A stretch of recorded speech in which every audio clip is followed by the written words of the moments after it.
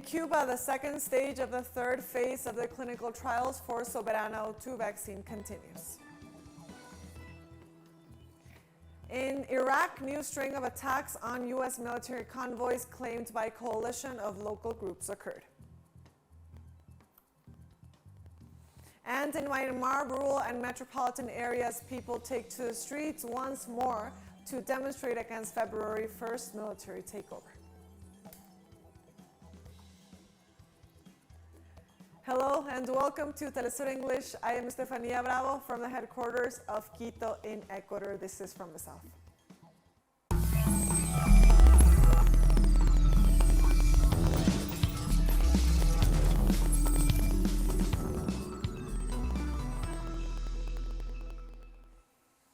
In Cuba, the second stage of the third phase of clinical trials for Soberana 2 vaccine continues.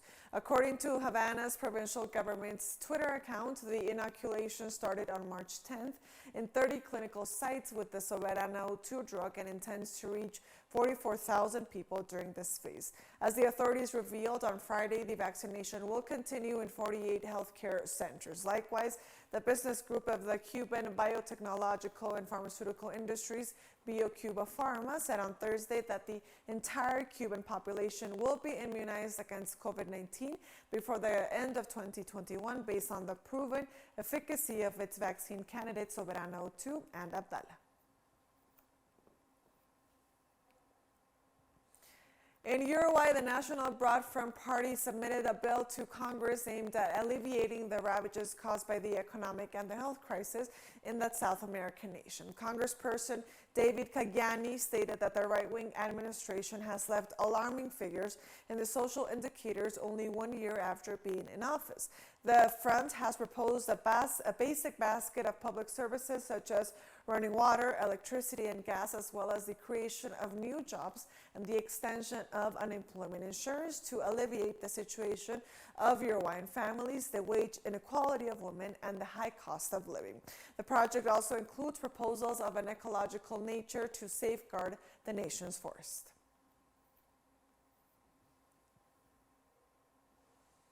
In Haiti, feminist organizations and human rights groups denounced the torture of 25 women in a prison in southeast of the capital, Port-au-Prince. The founder of the organization of young feminists, Pascal Solage, confirmed that security personnel of the Jacmel prison beat and mistreated this woman following the claims of Claudine Philippe, deprived of the freedom for 8 years. Activists alongside the Ministry of Women called on the authorities to solve the problem of prison violence. In 2019, 12 women were raped in another prison in the country.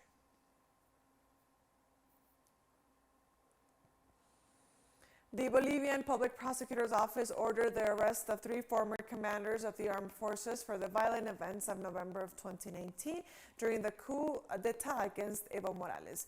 The first order was issued against Admiral Flavio Gustavo Arce San Martin, former commander of the Bolivian Navy and former chief of the General Staff, for his participation in the coup d'etat, followed by Vladimir Yuri Calderon Mariscal, former commander of the police, and Williams Caliman, former commander-in-chief of the Bolivarian Armed Forces.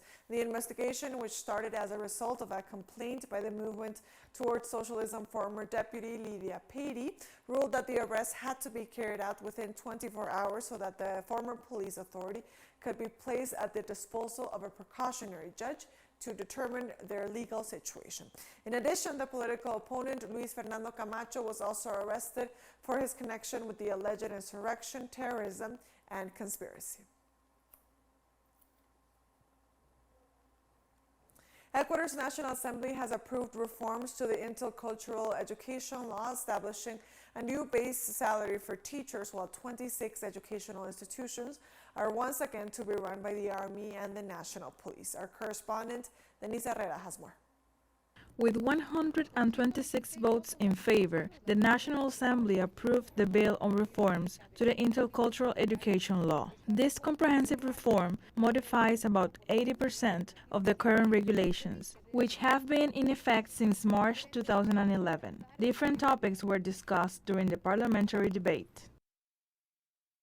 Our objective in these efforts over more than 2 years has been to deliver to the Ecuadorian people an inclusive education law that reflects the national reality, the necessities of the country, eliminating any aspect that represents a setback. There are schools that, due to the bad laws passed by this assembly, reduced teachers' salaries but did not charge parents a penny less. It is clear that there is a distortion in the analysis of the private education system, and, as always, this assembly ignores this, benefiting private schools and demeaning the majority. The reform establishes that the salary of a new teacher will be 2.5 times the unified basic salary, that is $1,000 in 2021. They will also be entitled to 30 days of uninterrupted vacation. We have made observations regarding the law and we will be proposing them.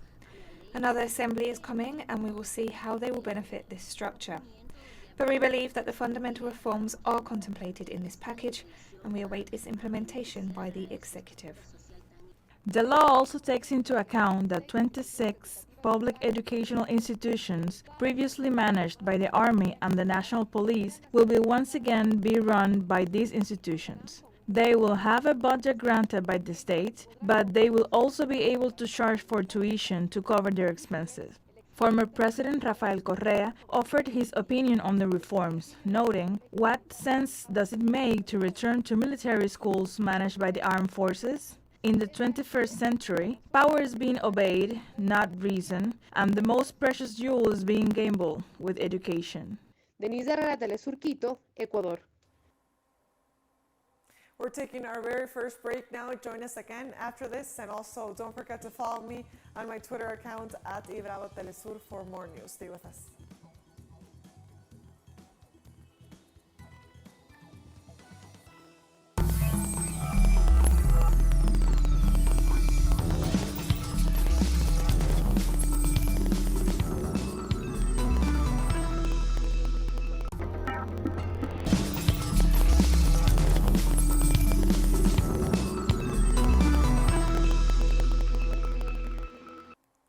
Welcome back to From the South. More news now. The U.S. troops in Iraq have suffered a series of new attacks which have been confirmed in the last hours by the Pentagon. Two organizations have claimed responsibility for the actions. A logistics convoy was traveling along the road linking the cities of Basra and Nisiriya south of Baghdad when they were hit. The aggression was attributed to the Iraqi group known as Saraya al-Dam. The three other units carrying U.S. logistical equipment were also attacked in the provinces of Al-Anbar, Al-Mutanna, and Babylon in an operation claimed by a newly formed group calling itself the International Resistance. The Pentagon confirmed that 2 U.S. and 1 British national were killed in the attacks. And in the U.S., the trial of New York Governor Andrew Cuomo, who faces sexual harassment allegations, moves forward. In the last few weeks, complaints were filed by 6 women who alleged that they were victims of sexual harassment and improper attitude of part of the politician. In the city, there have been regular demonstrations in support of the complaints and thus ensure that justice is done in a country where women have been constantly objectified.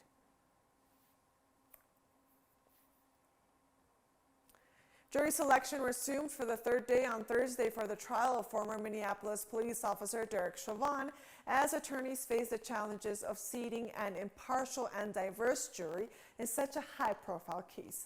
By day's end, the jury included 5 men and 1 woman. Judge Peter Cahill said 3 are white, 1 is multiracial, 1 is Hispanic, and 1 is black. The sole juror picked on Thursday described himself as an outgoing, family-oriented soccer fan for whom the prospect of a trial was, quote, kind of exciting.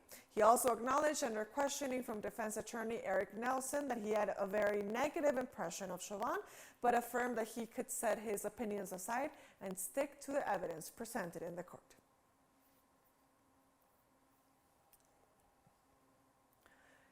Iran and Russia extended the Comprehensive Cooperation Agreement until March 2026 and strengthened their strategic alliance in the face of Western sanctions. Both nations agreed on a 5-year extension of the agreement signed on March 12, 2001. In context of this framework, Tehran and Moscow deepened mutual cooperation for mutual development. Iran and Russia also rejected the unilateral sanctions imposed by hegemonic powers, as well as the interference of the U.S. in the internal affairs of the nations that do not respond to their interest. Croatian Prime Minister Andrej Plenković held talks with a top European Union official on Friday over the country's plan to join the Eurozone. The Eurozone is the group of EU countries that use the euro as their national currency and share regulations and freedom of movement among each other's borders. Plenković spoke after a meeting with European Commission Vice President Valdis Dombrovskis in Brussels. The Croatian Prime Minister added they had also talked about Croatia's ambition to join the border-free Schengen zone. In addition, Plenković said he met on Thursday with European Commission President Ursula von der Leyen and described their encounter as very good. I had very good talks yesterday with the President of the European Commission, Ursula von der Leyen, and we spoke about some key topics, such as the distribution of vaccines and the efforts Croatia is making with the support of the Commission to renovate the areas which were struck by the earthquake. Today we focus on the National Recovery and Resilience Plan. We talked about Croatia's ambition to join the Eurozone and our ambition to join the Schengen area. Spanish Minister of Economic Affairs Nadia Calviño announced the approval of a financial aid program of 11 billion euros aimed at helping struggling small and medium-sized firms to cope with the economic fallout from the coronavirus pandemic. And that's why the government is mobilizing as of today an additional 11 billion euros of public funds to protect and support those companies and sectors most affected by the pandemic and also which are fundamentally viable and which must be supported in these difficult weeks ahead while we ensure that the substantial percentage of the population is vaccinated. On Friday, authorities in Kaduna State, northwestern Nigeria, confirmed a new student abduction. Mohammed Jalige, spokesperson for the local police, confirmed that the abducted were students from a university specializing in forestry, although the total number of victims is unknown. A wave of kidnappings of this type has shaken the African country. In the last 2 weeks alone, almost 300 students were kidnapped in different events. For some families and teachers, the payment of ransom and the impunity have contributed to the increase in these crimes, a theory that the country's president, Muhammadu Buhari, also shares, saying that the payment of ransom has encouraged kidnappers. We're taking our last and final break now. Don't go away.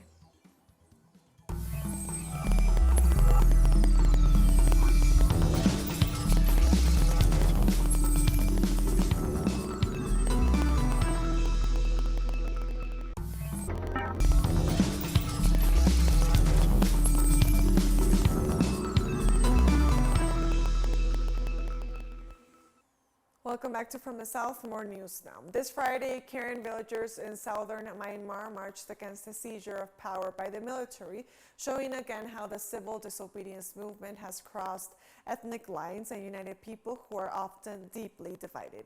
About 100 people joined teachers demonstrating in the countryside in the Minyita township, about 50 kilometers east of the Way.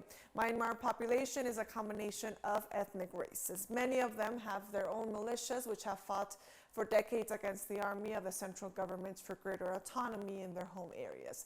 The Karen are the third largest ethnic group after the Shan and the Burmans, who are the biggest. Protests in Yangon last month, shortly after the takeover, often featured different ethnic races marching together under their respective flags to show their solidarity against the military junta. And also on Friday, riot police fired tear gas in Yangon as they moved to disperse a protest against the military takeover. Demonstrators were surrounded immediately by thick vapor from 3 extinguishers as they retreated. Myanmar security forces shot dead at least 10 people protesting the military seizure of power on Thursday, spurning a UN Security Council appeal to stop using lethal force as an independent UN expert cited growing evidence of crimes against humanity. And in the country's second largest city, around 500 railway workers showed their opposition to the military government, marching down a city street despite the threat of lethal force from security forces. In the days following February 1st takeover, the city saw huge rallies and marches. Protesters have since changed tactics, breaking up into smaller groups in the face of increasingly uncompromising action by security forces, who have repeatedly used live ammunition against the crowds.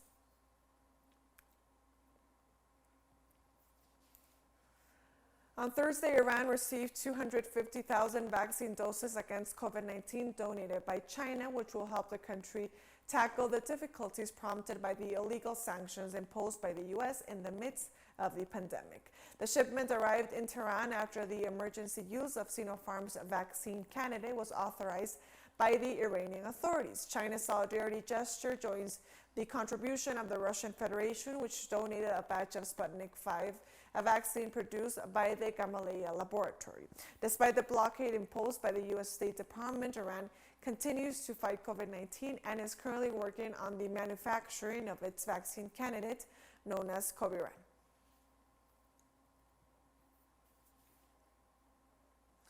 On Friday, China reiterated its strong support of international cooperation of COVID-19 vaccines. The safety and effectiveness of Chinese vaccines are being recognized by more and more countries. China firmly supports international cooperation on vaccines. We have responded to the call of the United Nations by donating vaccines to peacekeepers of various countries. We are ready to cooperate with the International Olympic Committee to provide vaccines to athletes who are preparing to participate in the Olympic Games, which is a concrete measure taken by China to actively implement President Xi Jinping's pledge to make vaccines a global public good. We sincerely hope that the Chinese vaccines will bring more confidence and hope to the global fight against the pandemic. In Malaysia, healthcare workers are being inoculated with doses of the Pfizer's BioNTech coronavirus vaccine as the immunization campaign rolls out. Nearly 250,000 doses have been administered in Malaysia so far, with medical staff and security officers getting priority. The Southeast Asian nation is planning to vaccinate at least 80% of its 32 million people population as part of its three-phase program expected to conclude on February 2022. The country has been battling a resurgent wave of the virus in recent months, with daily new contagions totals rising to 1,500.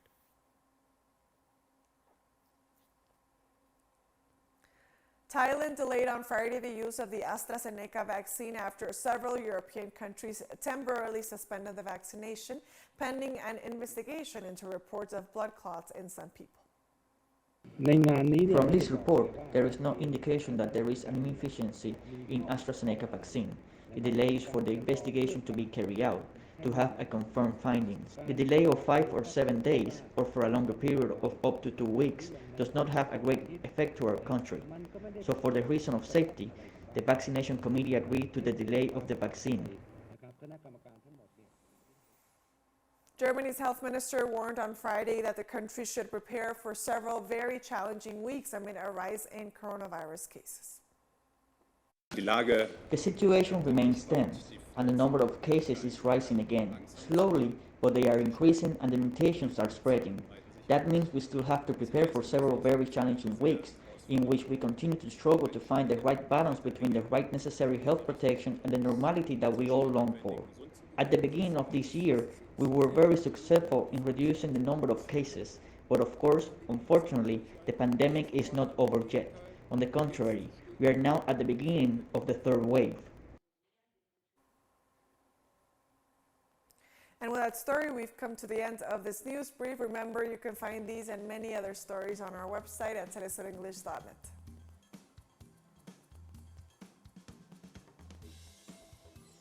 And also join us on our social media accounts. We are on Facebook, on Twitter, and on Instagram as well. For TeleSUR English, I am Estefania Bravo. See you next time.